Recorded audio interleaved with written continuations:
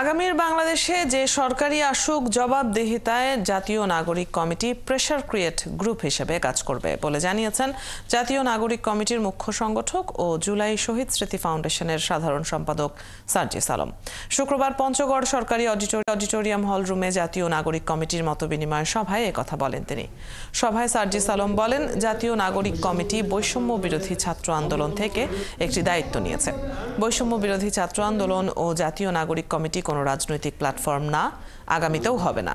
আগামীর বাংলাদেশে লিডারশিপ তৈরির কাজ করবে জাতীয় নাগরিক কমিটি বলে জানান সার্জিস আলম।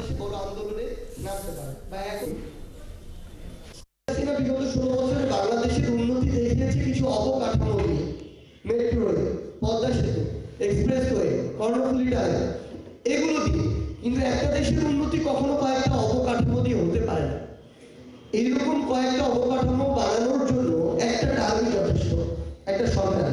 কিন্তু বিগত 3 থেকে 4টি টার্মে যে জিনিসটি হয়েছে, এই অবকাঠামোগুলোকে চোখের সামনে দেওয়া হয়েছে, মানুষ এগুলো দেখে এবং এগুলোকে সামনে নিয়ে